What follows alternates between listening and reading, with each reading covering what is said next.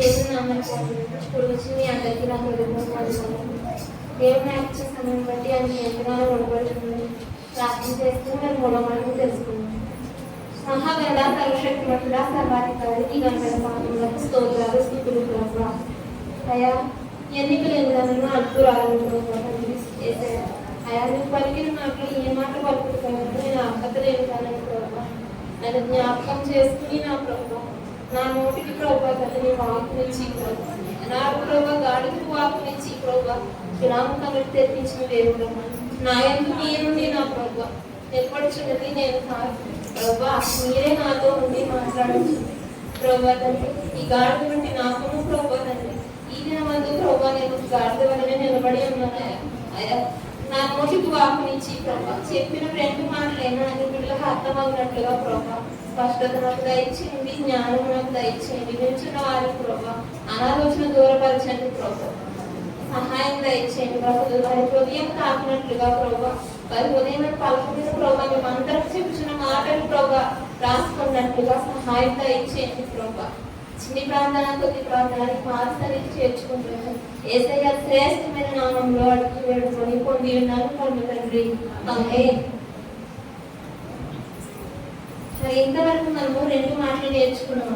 మూడవ మాటగా యోహాను సువార్త 19వ అధ్యాయం 26, 27 వచనాలు చదువుకున్నాం. యేసు తన తల్లి తాను ప్రేమించిన శిష్యులను దగ్గర నిల్చుంటూ చూసి అమ్మ ఇదిగో నీ కుమారుడు అని తన తల్లితో చెప్పాను. తరువాత శిష్యుని చూసి ఇదిగో నీ తల్లి అని చెప్పాను. ఇది మూడవ మాట, బాధ్యతతో కూడిన మాట, ప్రేమ వాకు. ఏంటంటే ప్రేమ వాకు.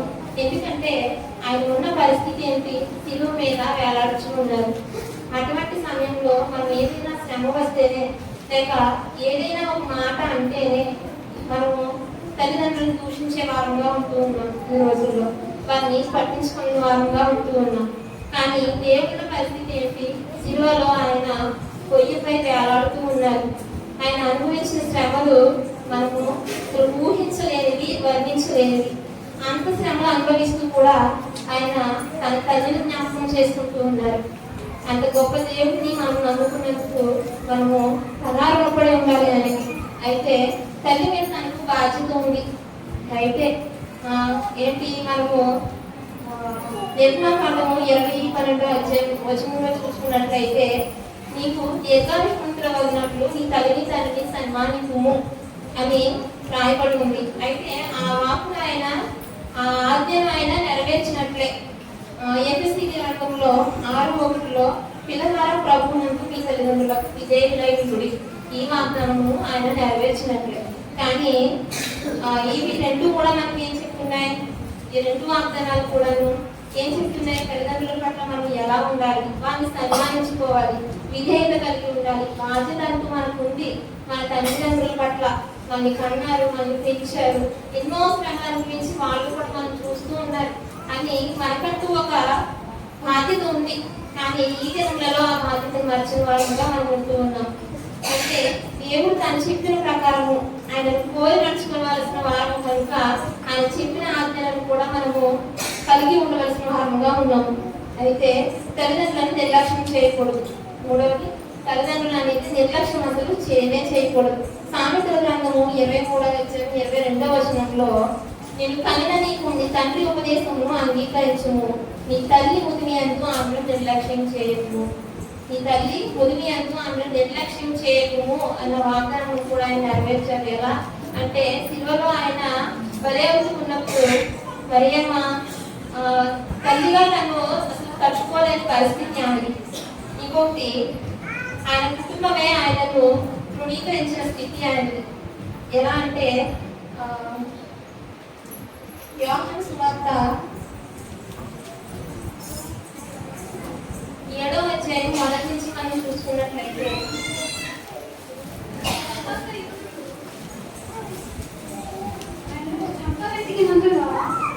యేసు యూదయలో సంచరించుచుండగా గలిలయలో సంచరించుచుండెను.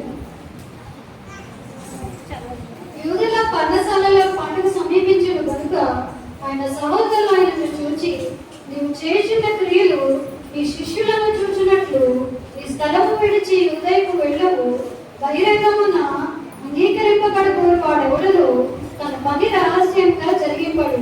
నీవు ఈ కార్యములు చేయుచున్న యెడల నిన్ను నీవే లోకములకు కనపరచుకున్నది చెప్పిరి. ఆయన సహోదరులైనను ఆయన యందు విశ్వాసం ఉంచలేదు. చాలండి. ఇక్కడ మనం చూసుకున్నట్లయితే యోహాను సువార్త 7వ అధ్యాయం 1 నుంచి 5 వచనం చదువుకున్నాం. అయితే యేసుకి సహోదరులు కూడా ఉన్నారు. యేసయ్య తర్వాత మరియమ్మకి 2 బిడ్డలు ఉన్నారు. అయితే ఈయన పైన శిలువ మీద వేలాడుతూ కూడా వాళ్ళు చూసుకుంటారులే, నాకేం సంబంధం ఉంది, నాకైతే తండ్రి ఇచ్చిన చిత్తం ప్రకారం నేను నెరవేర్చుకుని వెళ్ళిపోతే సరే, నాకు ఇచ్చిన తల్లి కూడా నాకు అనవసరం అని నేను అనుకోలేదు. ఎందుకంటే మనం ఎలా గొంతు వేసుకుంటూ ఉంటాం. ఏ చిన్న కుమారుడు ఉన్నాడుగా, లేదంటే పెద్ద కుమారుడు ఉన్నాడుగా, వాడు పెడతాడులే, వీడు పెడతాడులే, ఇలా మనము మనుషులం కనుక ఇలాంటి స్థితి మనం కలిగి ఉన్నామండి ఈ రోజుల్లో. ఒకరి అయితే బాధ్యతలు పంచుకునే వారంగా మనం ఉండాలి. తల్లి ఇద్దరికి తల్లే. ఇప్పుడు పని ముగించుకుని వెళ్ళిపోయి పనిలో యేసయ్య ఉన్నారు, కానీ చూసుకోవాల్సిన పని అది సహోదరులు. కానీ ఆ సహోదరులు కూడా ఆయన చేసిన పనిని ఆయన సిలువలో యాగమైపోతూ ఉన్నారు. ఈయనకి శ్రమలు అనుభవిస్తూ ఉన్నారు. ఇది ఎవరి కోసం? మా కోసమే కదా అని ఆయన సహోదరులే ఆయనను విశ్వసించలేదట. చివరి వచనంలో మనం చూసాం కదా, విశ్వసించలేదండి, ఆయనను తృణీకరించారు. వాళ్ళ సహోదరులే తృణీకరించారు. ఇంట్లో మనకి కూడా ఇలాంటి పరిస్థితులే ఎదురవుతూ ఉంటాయి. అలాంటప్పుడు చిన్నవాడు పెట్టలేదని నా దగ్గరకు వచ్చావా, నువ్వు వెళ్ళు అలాంటి మాటలు అనేవి మన దగ్గర రాకూడదు. అవి ఎందుకంటే దేవుని పెట్టలేదని మనము దేవుని పోలు నడుచుకోవాల్సిన వారు ఉన్నాం. కానీ అటువంటి మాటలకు తల్లిదండ్రులు ప్రేమించాలి. ఎందుకంటే తల్లిదండ్రులను దూషించిన వాళ్ళని ప్రేమించకపోయినా మనకు లోరికాకులు మనకున్న తీగివేస్తాయని కూడా దేవుని వారికి కల్పిస్తుంది. మనకి ఇన్ని తెలిసి ఉన్నా కానీ తల్లిదండ్రులను దూషించే వారు కానీ వారి తల్లిదండ్రులుగా అనుకుంటూ ఉన్నాము. ఇంకొకటి వాళ్ళ సహోదరులు కూడా ఆయనకి సపోర్ట్ చేయలేదు. శ్రమలను ఇస్తుంటే ఆయనకి సపోర్ట్ చేయడానికి ఎవరు రాలేదు. అసలు ఎవరు వచ్చారు? మరియమ్మ వచ్చింది అక్కడికి. తల్లి ఎందుకు సుమ్యాన్ని చెప్పాడు ఆల్రెడీ, ఏంటి గుండెలో నుంచి కత్తి చూసుకుని వెళ్ళిపోతుందని ఆయన ప్రవచించారు. అదే నెరవేరిపోయింది. ఏంటి? ఆయన శిలువ మీద పుట్టిన కుమారుడు అక్కడ చనిపోతూ ఉంటే ఏ తల్లికి బాధ ఉండదు? ఆ తల్లికి కూడా అలా అని ఆ కుమారుడు కూడా విడిచిపెట్టలేదండి, అక్కడ ఉంది. తర్వాత తెలిసేసరికి ఎక్కడికి వచ్చింది? యేసయ్య దగ్గరికి వచ్చి యేసయ్య దగ్గర ఏడవడం మొదలుపెట్టింది. చూచి అన్నాడు అప్పుడు యేసయ్య, ఎందుకంటే అప్పగించాల్సిన అవసరం వాళ్ళు చూసుకుంటారులే అని ఆయన వదిలిపెట్టలేదు తల్లి. ఎందుకంటే ఆయనకి బాధ్యత, ప్రేమపూరితమైన ఆప్యాయత, తల్లి పట్ల ఉన్న ఆప్యాయత, ఆ బంధము ఆయనను ఏం చేస్తుంది? యోహానుని పిలిచి, ప్రియమైన శిష్యుని పిలిచి, ఇదిగో నా తల్లిని నీకు అప్పగిస్తున్నాను, ఇక్కడ నుంచి నువ్వు ఏం కుమారుడు, ఇంకన్నీ నువ్వే అని ఆయన చెప్పాడు. ఎవరికి? యోహానికి.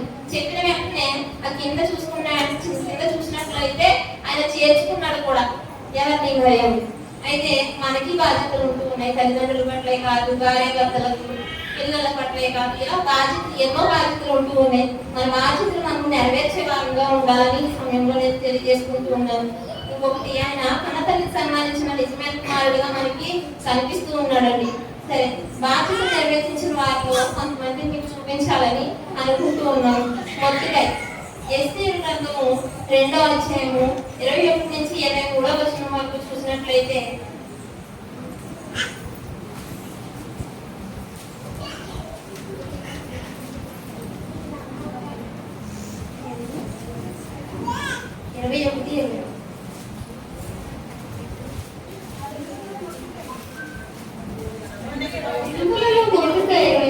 రాజగుమ్మంలో కూర్చుని ఉంటగా రాజు యొక్క ఇద్దరు శుంఠులైన బెత్తాను, తెరేషును ద్వారపాలకులు కోపగ్రస్తులై రాజైన అహష్వేరోషును చంపుటకు ఆలోచించుకుని ఉండేది.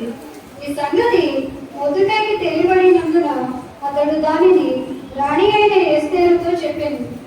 ఎస్తేరు చాలు, మొర్దెకై ఎక్కడున్నాడంట? గుమ్మం దగ్గర ఉండే పని అతనిది, అక్కడే ఉండాలి. కానీ ఏం చేశాడు? అక్కడ వాళ్ళు ఏం చేయాలని రాజును చంపాలని చూస్తూ ఉన్నప్పుడు వాళ్ళు వెంటనే తెలుసుకుని తనకి బాధ్యత గుర్తొచ్చింది. ఏంటి? రాజుని కాపాడాల్సిన బాధ్యత కూడా నాదే అని తెలిసి ఏం చేశాడు? శాస్త్రం రాయించాడు. మనకు ఆల్రెడీ అది తెలిసిన సంగతులే. అయితే శాస్త్రం నష్టంలో ఉండేటట్లు చేశారు ఆయన. చేశారు, నాయించలేదు. రాజు పని అని ఇదేమో ఉండేటట్లు చేశారు ఎవరు మొద్దుకై. అయితే అలా చేయడం వల్ల రాజు రక్షింపబడ్డాడు. తర్వాత తెలిసింది కూడా ఏంటి, ఆ పని ఎవరు చేశారని, మొద్దుకై చేశారని తెలిసి ఆయన గుమ్మం దగ్గర ఉండే స్థాయి నుంచి ప్రధానమంత్రిగా వెళ్ళే వరకు ఆయన వెళ్ళారు. అది ఆయనకి లాభమా నష్టమా? లాభమే. ఎందుకు? ఎవరి బాధ్యతను గుర్తించి మన బాధ్యతను మనం గుర్తించి చేసినప్పుడు మనకి అది లాభమే కానీ నష్టంగా ఎంచబడదు. ఈ లోకంలో అయినా సరే, ఆత్మీయంగానైనా సరే, సంఘంలోనైనా సరే. యోసేపు అలాగే రెండో వ్యక్తిని మీకు చూపించబోతున్నాను. యోసేపు ఆదికాండము 39వ అధ్యాయం 4వ వచనం. యోసేపు మీద అతనికి కటాక్షము కలిగిన కనుక అతని యొక్క పరిచర్య చేయువాడాయను. మరియు అతడు తన ఇంటి మీద విచారణకర్తగా అతను నియమించి తనకు కలిగిన తండ్రి అతని చేతులు అప్పగించాడు. యోసేపు గురించి మనకు తెలిసిందే. ఏంటి, అన్నయ్యలు తోసివేశారు, అమ్మివేశారు. అక్కడికి వెళ్ళి ఉన్నాడు, ఐగుప్తులో ఉన్నాడు. ఉన్నప్పుడు ఏమైంది, ఫరో ఏమో తన రాజ్యం మీద దాసునిగా ఉన్నాడు, పరిచయం చేస్తూ ఉన్నాడు. అతను ఏమైంది, తర్వాత చేస్తూ ఉండగానే ఏమైంది, ఫరో భార్య అతను ప్రేరేపించినప్పుడు ఇది నాకు తగదు, అన్నింటి మీద నాకు అధికారం ఇచ్చాడు కానీ రాజు నీ మీద నాకైతే అధికారం ఇవ్వలేదు అని చెప్పి తప్పించుకుని ఏం చేశాడు, పారిపోయాడు. అక్కడ చెడుతనాన్ని విసర్జించాడు. అది తన పని కాదు. ఆయన ఏమైంది, అక్కడ విసర్జించాడు. నమ్మకంగానే ఉన్నాడు. శ్రమలు వచ్చినా ఏం చేసినా దేవుణ్ణి విడిచిపెట్టలేదు. నమ్మకంగా ఉన్నాడు కాబట్టి ఎక్కడి నుంచి, దాసుని స్థాయి నుంచి రాజ్యాధికారం పొందేంత వరకు ఆయన ఎదిగారు. నెక్స్ట్ దానియేలు 6వ అధ్యాయం 3-4.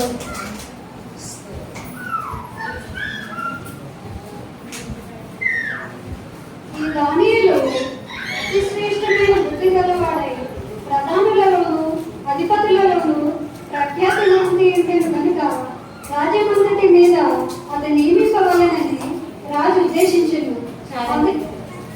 అయితే దానియేలు సంగతి కూడా మనం యోచించినట్లయితే దానియేలుని బబులోను రాజు చెరగకపోయాడు. ఈ సంగతి కూడా మనకు తెలిసిందే. చెరగకపోయినప్పుడు ఆయన తినే ఆహారం దగ్గర నుంచి ఆయనతో పాటు ఇంకో 3 వెళ్ళారు. మొత్తం అందరూ కూడా ఏం చేశారు, లిమిట్స్ పెట్టుకున్నారు. తినే దగ్గర నుంచి ప్రార్థించే విషయంలోనేంటి అన్ని. అక్కడికి వెళ్ళిన తర్వాత ఆయన షంటుడుగా కూడా మార్చేశారు. ఆయన బాధపడలేదు. దేవుని ఎందుకు నమ్మిక ఉంచారు, దేవుని విడిచిపెట్టలేదు. తన బాధ్యత ఏంటి, నేను దేవుడికి లోబడి ఉండాలి, ఎందుకంటే ఇక్కడ నేను దేవుని నిమిత్తమే అలా అనేసి అనుకున్నారు. ఏం చేశారు, దానియేలు కూడా రాజ్యాధికారి మీద ప్రధానమంత్రిగా ఆయన కూడా చేయబడ్డారు. సరే, అయితే లాభం పొందుకోవాలని మనం చూసాము. మరి నష్టపోయిన వాళ్ళని కూడా మనం చూద్దాం. బాధ్యత మరిచి నష్టపోయిన వారు ఒక ఇద్దరిని నేను చూపించాలనుకుంటున్నాను. సంసోను, న్యాయాధిపతుల గ్రంథం 16వ అధ్యాయం 21వ వచనం.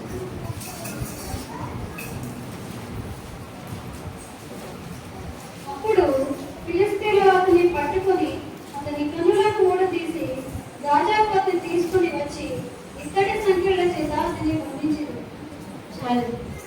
సంసోను గురించి కూడా మనకు తెలుసు. ఎలా నాజీరు చేయబడిన వాడు, కనీసం కడుపులో ఉన్నప్పుడే మద్యం సేవించొద్దని దేవుని ఆజ్ఞ కలిగి పుట్టినవాడు. అసలు నాజీరు చేయబడిన వాడు అంటే తల వెంట్రుకలు కత్తిరించకుండా దేవుని కోసమే నాజీరు చేయబడిన సంసోను. కానీ ఏమైంది, అతనికి ఉన్న బలము, అతనికి చాలా బలం ఉంది. ఎంత బలం అంటే మనకు తెలియదు. ఫిలిష్తీయులను ఎలా అమర్చాడో కూడా మనకి తెలుసు కదా. అయితే సంసోను ఉన్న బలము దేవుడిచ్చినదే. సంసోను అలా ఉండడానికి కారణము దేవుడే. కానీ అది మర్చిపోయాడు, బాధ్యతను మర్చిపోయాడు. ఎవరు? సంసోను. ఎవరి మోహంలో పడిపోయాడు? స్త్రీ మోహంలో పడి, దళిల మోహంలో పడి బాధ్యతను మర్చిపోయాడు. తద్వారా అతను సొంతుకున్నది ఏంటి నష్టం? కళ్ళు పీకేసి ఎక్కడ పడేశారండి? తెలుసు కదా మీకు, ఏమి తెలియనట్టు చూస్తూ ఉన్నారండి. మీరు అలా చూస్తూ ఉంటే నాకు ఇంకా ధైర్యం పోయి పిలితానికి వచ్చేస్తూ చెప్పేవారు. ఎందుకంటే మీరు మా పిల్లలు ఏం చెప్తున్నారో మేము మా వాళ్ళలో ఉండి మాతో మాట్లాడయ్యా అనే మనస్తత్వం మీకు ఉండాలని, దేవుడు మీకు ఇవ్వాలని నేను ఆజ్ఞాపిస్తూ ఉన్నాను. నెక్స్ట్ యోనా, చేప కడుపులో ఉన్నప్పుడు యోనా కూడా అంతే. ఏమైంది? యోనా గ్రంథము 1వ అధ్యాయం 17వ వచనం. యోన కూడా సేవకుడు, దేవుడు ప్రేమించాడు, చెప్పిన చోటికి ఆయన వెళ్ళలేదు. ఎక్కడికి పారిపోయాడు? నినివేకి వెళ్ళి వాళ్ళకి సువార్త ప్రకటించమని యోనాకి చెప్తే యోనా ఎక్కడికి వెళ్ళాడు? తర్షీషుకు వెళ్ళాడు. వెళ్ళి పారిపోతూ ఉన్నప్పుడు మరి దేవుడి కన్నులు లోకమంతా సంచారం చేయును అని దేవుడి వాక్యం సెలవిస్తుంది కదా. మరి ఆయన చూడాలని ఆయన అనుకుంటున్నాడు. దేవుడి సేవకుడే, మనం కూడా అలానే అనుకుంటూ ఉన్నాం. ఎవరు చూడట్లేదు, ఏం చేయట్లేదు, నన్ను ఎవరు చూడట్లేదు, ఈ క్షణంలో ఇలా చేసేస్తే నన్ను ఎవరు చూడట్లేదు, అంతే అయిపోయిందని మనం అనుకుంటాం. కానీ అది కాదండి. దేవుడి కన్నులు లోకం అంతటా ప్రతి ఒక్కరిని ఆయన చేతులు మనం చేశాయి. ఆయన మాట కాదండి. మనం ఎలా రూపించబడ్డాం, మనము అలాంటి ఆయన కన్నులు మన మీద ఉండవండి, ఉంటాయి. కన్ఫామ్గా ఆయన మనం చూస్తూనే ఉంటాడు. అయితే యోన పారిపోతున్నప్పుడు కూడా ఏమైంది? చేపగా ఆజ్ఞాపించాడు. ఏమైంది? పట్టుకో, అక్కడ నువ్వు ఉండు. ఏమవుతుంది? తుఫాను రేపాడు. ఏం చేశారు? వాళ్ళందరూ చీట్లు వేశారు. చీట్లు వేసినప్పుడు ఎవరి పేరు వచ్చింది? యోనా పేరు వచ్చింది. ఏం చేయమన్నాడు? తనే చెప్పాడు, తీసి ఎక్కడ పడేమో చెప్పాడు, సముద్రంలో దాన్ని విసిరేయండి అన్నాడు. విసిరేసిన వెంటనే ఎవరికి ఆజ్ఞాపించాడు? దేవుడు చేపగా ఆజ్ఞాపించాడు. ఏం చేసింది? 3 రోజులు ఏమైంది? చేప పడుకులోనే ఉన్నాడు. ఆ భయంకరమైన అగాధంలో కమ్ముకున్నాయని అందులో కూర్చుని ఏడుస్తూ ఉన్నాడు. తర్వాత మారాడు, వెళ్ళాడు, స్వార్థ చేశాడు, అది వేరే విషయం. కానీ నష్టం అయితే అనిపించాడు అక్కడ. అయితే ఇలా మనము దేవుని ఆజ్ఞను తోసివేసి మన బాధ్యతలను మనం మరచి ఎట్టి పరిస్థితుల్లోనూ నష్టానికి పాలు కాకూడదండి. ఇవాళ నా యొక్క సారాంశం. మన యొక్క బాధ్యతలను గుర్తిద్దాం. మన యొక్క ఈ లోకంలోనే కాదు, సంఘంలోనూ మన యొక్క బాధ్యతలను మనం గుర్తిద్దాం. వాళ్ళు చేస్తున్నారు కదా, పరిచర్య వాళ్ళదే, మేమేం చేయాల్సిన అవసరం లేదు, చూడడానికి వాళ్ళు ఉన్నారు, వీళ్ళు ఉన్నారు, ఇటువంటి మనస్పర్ధలు, ఇటువంటి ఆలోచనలు దయచేసి అందరికీ దూరం కాక. ఎందుకంటే సంఘంలో ఉన్నాం, ప్రతి ఒక్కరికి మనము సంఘం అంటే ఒక అవయవముగానే మనము దేహము మనం ఎలా ఉన్నాం, శిరస్సుగా సంఘం శిరస్సు దేవుడే చెప్తూ ఉన్నాడు కదా.